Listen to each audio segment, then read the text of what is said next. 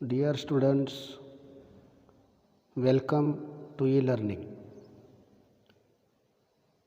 In today's lecture, we will describe about unit number 3, Inheritance and Variation, part 8. मागच्या काही लेक्चर्समध्ये आपण मेंडेलचे वेगवेगळे प्रयोग, त्याचे निष्कर्ष, त्याचे नियम आणि मेंडेलला यश का आणि कसं मिळालं याची माहिती घेतली. आजच्या लेक्चरमध्ये आपण जनरलायझेशन्स मेड बाय मेंडेल म्हणजे मेंडेलनं काही मूलभूत गोष्टी आपल्याला सांगितल्या, त्याच्या प्रयोगांच्या आधारे त्यानं काही जनरल माहिती आपल्याला दिली. आनुवंशिकतेमध्ये आपल्याला जे वेगवेगळे प्रयोग मेंडेलचे बघायला मिळाले, त्या प्रयोगांच्या आधारे त्यानं जे आपल्याला वेगवेगळे आनुवंशिकतेचे नियम सांगितले, हे सगळं करत असताना मेंडेलनं काही जनरलायझेशन्स आपल्याला दिली. First generalization made by Mendel, that is single trait is controlled by single gene and each gene consists of 2 alleles. Mendel काय सांगतो? प्रत्येक ट्रेट एका विशिष्ट अशा जीनमुळं कंट्रोल होते. मेंडेलला जीन शब्द माहिती नव्हता, म्हणून तो काय म्हणतो? प्रत्येक ट्रेटसाठी विशिष्ट प्रकारचा फॅक्टर काम करतो आणि हा फॅक्टर 2 रूपामध्ये 2 फॉर्ममध्ये असतो, ज्याला मेंडेल म्हणतो ॲलल्स. उदाहरणार्थ टॉल आणि डॉर्फ ह्या 2 वेगवेगळ्या परस्पर विरुद्ध अशा ट्रेट्स 2 फॅक्टरमार्फत कंट्रोल होतात असं मेंडेल म्हणतो. आणि हे एकाच जीनचे 2 प्रकार आहेत असं तो म्हणतो, ज्यामध्ये एक डॉमिनंट आहे आणि दुसरा रिसेसिव्ह आहे. या अर्थाने एक टॉल आणि दुसरा डॉर्फ यासाठी असणारे 2 ॲलल्स वाटाण्यामध्ये आहेत. म्हणजेच मेंडेल काय म्हणतो? प्रत्येक सिंगल ट्रेट सिंगल जीनद्वारा कंट्रोल होतो आणि त्या जीनचे 2च ॲलल असतात, एक डॉमिनंट असतो आणि दुसरा रिसेसिव्ह असतो. Second generalization given by Mendel is 1 allele is completely dominant over the other. Mendel काय सांगतो? या 2 ॲललच्या जोडीमध्ये एक ॲलल दुसऱ्यावर पूर्ण वर्चस्व गाजवतो, एक कम्प्लिटली डॉमिनंट असतो दुसऱ्यावर. थर्ड जनरलायझेशन काय दिलं मेंडेलनं? फॅक्टर्स, आपण आज ज्याला जीन्स म्हणतो, factors or genes for different traits present on different chromosomes assort independently. Mendel काय सांगतो? वेगवेगळ्या क्रोमोसोमवर, गुणसूत्रांवर असणारे जे वेगवेगळे फॅक्टर्स आहेत, ज्या वेगवेगळ्या ट्रेटसाठी ते आहेत, हे फॅक्टर्स काय करतात? स्वतंत्रपणे, स्वावलंबीपणे पुढच्या पिढीमध्ये पास होतात.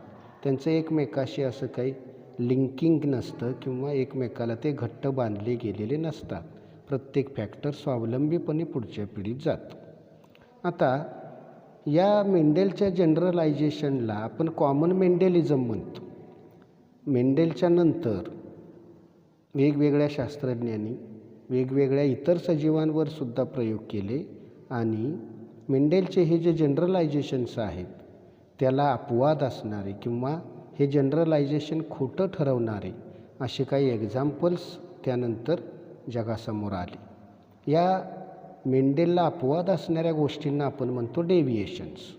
सो डेव्हिएशन याचा अर्थ मेंडेलिझम सोडून वेगळं काहीतरी दाखवणारी उदाहरण. डेव्हिएशन्स कोणत्या प्रकारचे असतात बघा? Single trait controlled by single gene, Mendel म्हणतो त्याप्रमाणे. पण 2 ॲलल्स शो इंटरॅक्शन्स. मेंडेलनं काय सांगितलं? एक ॲलल दुसऱ्यावर डॉमिनंट असतो, एवढीच इंटरॅक्शन होते. पण यापेक्षा वेगळ्या इंटरॅक्शन जर होत असतील एकाच जीनच्या 2 ॲललमध्ये, तर डेव्हिएशन्स तयार होतात. उदाहरणार्थ इनकम्प्लीट डॉमिनन्स, को डॉमिनन्स हे जे तयार होतात सजीवांमध्ये, त्याला कारण there are interactions between two alleles. Second reason for deviation कोणत्या प्रकारचं असतं बघा. Single trait controlled by single gene but there are more than two alleles for any gene. समजा मेंडेल सांगतो त्याप्रमाणे सजीवामध्ये नाही, एका जीनचे एकापेक्षा जास्त ॲलल्स आहेत, तर त्यावेळीसुद्धा काय होतात, डेविएशन्स तयार होतात. उदाहरणार्थ 2च ॲलल मेंडेल असं सांगतो, हे चुकीचं आहे माणसाच्या रक्तगटाच्या बाबतीत. ड्रॉसोफिलामध्ये 4-5 प्रकारचे ॲलल्स एकाच जीनचे आपल्याला सापडतात. याप्रमाणे आपण डेविएशन्स का निर्माण होतात त्याची कारणं बघतोय. डेविएशन्स कोणत्या प्रकारचे असतात. एकाच ट्रेटसाठी एकच जीन आणि त्याचे 2च ॲलल, हे जे मेंडेलचं जनरलायझेशन आहे त्याला अपवाद असणाऱ्या काही गोष्टी असतात, त्यामुळे डेविएशन्स तयार होतात. थर्ड डेविएशन ज्यामुळं तयार होतं तो तिसरा प्रकार काय आहे. Single trait but having more than one genes. एखादा सिंगल ट्रेट एकापेक्षा जास्त जीनकडून कंट्रोल होत असेल तर त्याला डेविएशन आपण म्हणतो. उदाहरणार्थ माणसाच्या त्वचेचा रंग, स्किन कलर, वेगवेगळ्या प्रकारच्या 3 जीनद्वारा कंट्रोल होतो. हे 3 जीन्स वेगवेगळ्या लोकेशनला, पोझिशनला असतात क्रोमोसोमवर आणि त्यामुळे ते वेगवेगळे जीन्स असतात. मेंडेल म्हणतो त्याप्रमाणे एका ट्रेटसाठी एकच जीन असं काही वेळा नसतं आणि त्यामुळं वेगळे रिझल्ट, वेगळे निष्कर्ष आपल्याला दिसतात. त्याचबरोबर single gene controlling many traits. काही वेळेला एकच जीन एकापेक्षा जास्त ट्रेट कंट्रोल करतो. अशीही काही उदाहरणं आहेत की एकच जीन होमोझायगस कंडिशनमध्ये वेगळा ट्रेट देतो आणि हेट्रोझायगस कंडिशनमध्ये वेगळा ट्रेट देतो. थोडक्यात ही जी डेविएशन्स आहेत, ही डेविएशन्स नेमकी का तयार झाली, तर त्याला कारण आत्ताच आपण बघितलं की मेंडेलच्या जनरलायझेशनला काय अपवाद असतात. After Mendel many scientists discovered some new patterns of inheritance.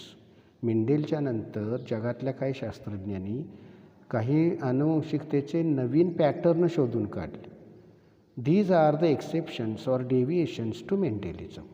हे जे नवीन काहीतरी वेगळं, मेंडेलपेक्षा वेगळं जे शोधून काढलं, मेंडेलच्या पहिल्या नियमाला अपवाद, मेंडेलच्या 3ऱ्या नियमाला अपवाद, मेंडेलचे रेशो बदलणारे, अशी काही एक्झाम्पल्स आहेत, त्यांना म्हणायचं डेविएशन्स. आणि ही डेविएशन्स का तयार झाली. It is now known that these deviations are produced due to interactions between alleles or genes. आता आपल्याला माहिती झालं आहे की ही मेंडेलनं सांगितल्याप्रमाणे वेगवेगळ्या प्रकारचे रिझल्ट येत नाही. त्याचं कारण काय, तर जीनमध्ये किंवा ॲललमध्ये इंटरॅक्शन्स घडतात आणि त्यामुळे ही डेविएशन्स तयार होतात. So these interactions are of 2 types. जीनमध्ये किंवा ॲललमध्ये ज्या इंटरॅक्शन्स घडतात त्याचे 2 प्रकार होतात. First one is intragenic interactions. Intragenic म्हणजे काय बघा, interactions between alleles of same gene. एकाच जीनच्या ॲलल्समध्ये होणारी इंटरॅक्शन. आता हे आपण कुठे बघणार आहे, त्याचं एक्झाम्पल काय बघणार. इनकम्प्लीट डॉमिनन्स, को डॉमिनन्स, मल्टिपल ॲलल्स, ही एकाच जीनच्या ॲललमध्ये होणाऱ्या इंटरॅक्शनमुळं म्हणजे इंट्राजेनिक इंटरॅक्शनमुळं आपल्याला तयार झालेले दिसतात. दुसरा प्रकार आहे इंटरजेनिक इंटरॅक्शन्स. इंटरजेनिक म्हणजे काय, तर interactions between alleles of different genes. 2 वेगवेगळ्या जीनच्या ॲललमध्ये किंवा 2 वेगवेगळ्या जीनमध्ये होणारी इंटरॅक्शन असेल तर त्याला म्हणायचं intergenic interaction. For example polygenes, pleiotropy ही त्याची उदाहरणं आहेत. आता ही जी आपण आत्ता जी एक्झाम्पल्स बघणार आहे, इनकम्प्लीट डॉमिनन्स, को डॉमिनन्स, मल्टिपल ॲलल, प्लिओट्रॉपी, पॉलीजीन, हे आपण 1 बाय 1 पुढे बघणार आहोत. पहिल्यांदा आपण बघूया इनकम्प्लीट डॉमिनन्स. इनकम्प्लीट म्हणजे जो कंप्लीट नाही तो, म्हणजेच अपूर्ण काय, डॉमिनन्स, वर्चस्व. एका ॲललचं दुसऱ्या ॲललवर पूर्ण वर्चस्व असतं असा मेंडेलचा पहिला नियम आपल्याला सांगतो, किंवा मेंडेलचं ते जनरलायझेशन आहे. 1 allele is completely dominant over the allele. आता याला अपवाद म्हणून आपण बघणार आहे इनकम्प्लीट डॉमिनन्स, जे इंट्राजेनिक इंटरॅक्शनमुळं निर्माण होतं. काय आहे इनकम्प्लीट डॉमिनन्स बघा. In the incomplete dominance both the alleles or genes of allelic pair express themselves partially. Mendel काय म्हणतो, दोन ॲललपैकी एक ॲलल दुसऱ्यावर पूर्ण वर्चस्व गाजवतो आणि त्यामुळं पुढच्या पिढीत म्हणजे F1 हायब्रिडमध्ये एकाच ॲललचं कंप्लीट एक्सप्रेशन होतं, दुसऱ्या ॲललचं अजिबात होत नाही. पण इनकम्प्लीट डॉमिनन्समध्ये काय महत्त्वाचं आहे बघा. In incomplete dominance both the alleles, दोन्ही पण ॲलल जोडीमधली एक्सप्रेस देमसेल्व्ज पार्शली, दोन्ही पण ॲलल पार्शली एक्सप्रेस होतात F1 हायब्रिडमध्ये.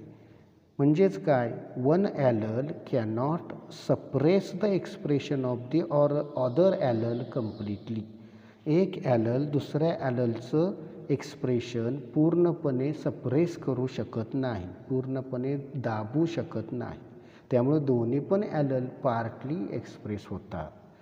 याचा परिणाम काय होतो. In such case there is an intermediate expression in the F1 hybrid.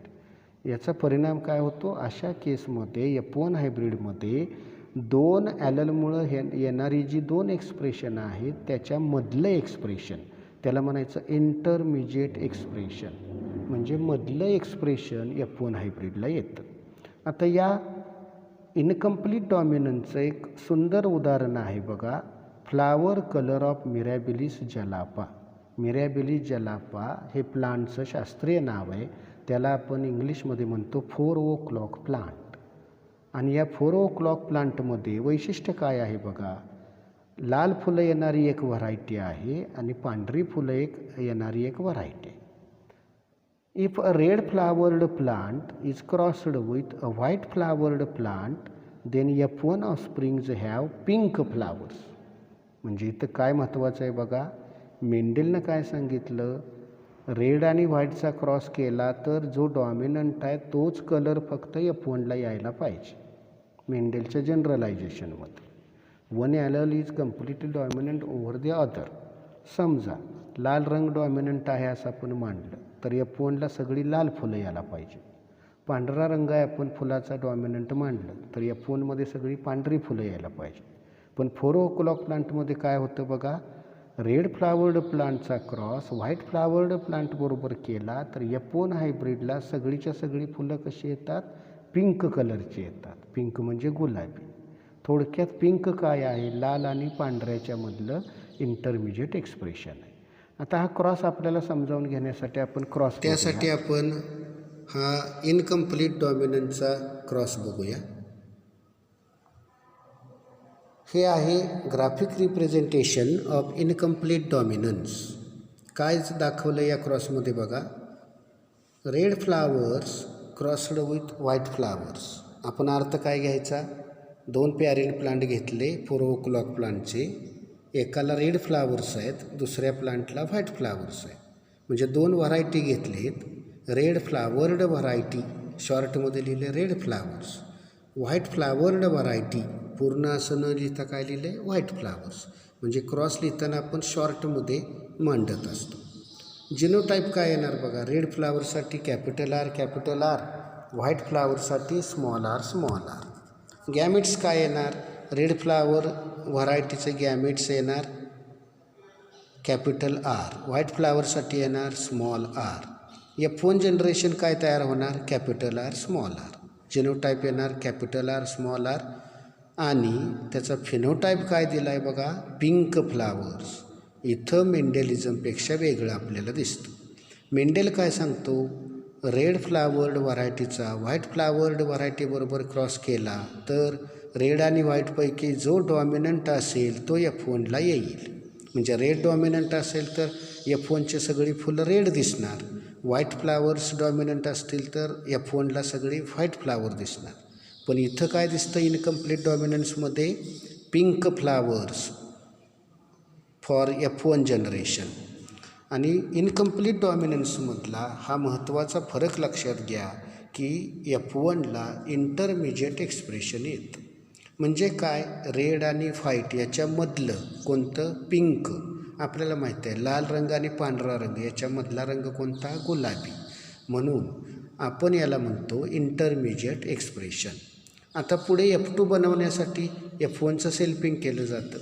F1 crossed with F1 याला म्हणायचं सेल्फिंग ऑफ F1. F1चा जेनोटाईप काय आला आहे बघा, capital R small R. Capital R small R F1 crossed with capital R small R F1. Gametes काय येणार? Capital R आणि small R. F2 कशी तयार होणार? चेकर बोर्डमध्ये कॅपिटल आर पहिला ऑफस्प्रिंग येणार, कॅपिटल आर स्मॉल आर दुसरा offspring, capital R small R तिसरा ऑफस्प्रिंग आणि स्मॉल आर चौथा ऑफस्प्रिंग येणार. आता या 4 ऑफस्प्रिंगमध्ये म्हणजे F2मध्ये रंग कसे फुलाचे येणार बघा. कॅपिटल आर रेड कलर येणार पहिल्या पॅरेंटसारखा. Capital R small R pink colour येणार F1 सारखा. कॅपिटल आर पुन्हा पिंक कलर येणार F1 सारखा. आणि स्मॉल आर व्हाईट कलर येणार दुसऱ्या पॅरेंटसारखा. आता या F2च्या आधारे आपण काही निष्कर्ष काढू शकतो बघा. In F2 generation red flowers किती आले? 1. पिंक फ्लावर्स किती आले? 2. व्हाईट फ्लावर्स किती आले? 1. सो फिनोटायपिक रेशो काय आला? 1:2:1. मेंडेलचा मोनोहायब्रिड रेशो आपण डोळ्यापुढे घेऊया. मेंडेलच्या मोनोहायब्रिड क्रॉसमध्ये फिनोटायपिक रेशो किती येतो? ज्याला तुम्ही मोनोहायब्रिड रेशो म्हणता तो किती येतो? 3:1. इथं इनकम्प्लीट डॉमिनन्समध्ये किती आला? 1:2:1. हा फरक लक्षात घ्या. मेंडेलिझमपेक्षा हे वेगळं का आहे, हे डेव्हिएशन का आहे हे समजून घ्या. कारण मेंडेलच्या मोनोहायब्रिड क्रॉसमध्ये फिनोटायपिक रेशो म्हणजेच मोनोहायब्रिड रेशो येतो 3:1 आणि इथं आलेला आहे 1:2:1. कारण काय बघा, मेंडेलच्या मोनोहायब्रिड क्रॉसमध्ये 2च फिनोटाईप्स येतात, एक तर डॉमिनंट आणि दुसरा रेसेसिव्ह. इथं मात्र डॉमिनंट आणि रेसेसिव्ह असं न येता मधला इंटरमिजिएट एक आला नवीन pink colour. So phenotypic ratio of offsprings in F2 generation काय आहे? 1:2:1. जिनोटायपिक रेशो आपल्याला बघायचा असेल तर in F2 generation genotypic ratio कसा काढतो आपण? जिनोटाईप्स वेगवेगळे जे आलेत ते आपण किती आले ते लिहितो बघा. F2मध्ये कॅपिटल आर किती आला? 1. Capital R small R 2.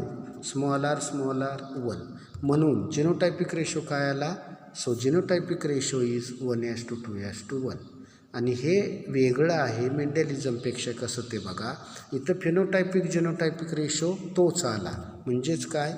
Phenotypic and genotypic ratios are the same. मेंडेलच्या मोनोहायब्रिड क्रॉसमध्ये असं येत नाही.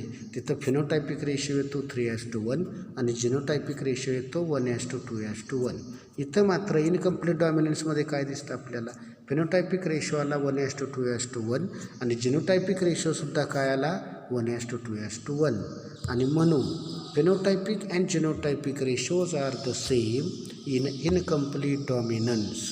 हिअर पिंक फ्लावर म्हणजे गुलाबी रंगाचं फूल is the intermediate expression between red and white. मी मगाशीच सांगितलं लाल आणि पांढऱ्याच्या मधला रंग कोणता? गुलाबी. F1ला गुलाबी फुलं आली, F2मध्ये पण गुलाबी फुलाच्या व्हरायटी किंवा प्लांट्स ऑफस्प्रिंग्स तयार झाले.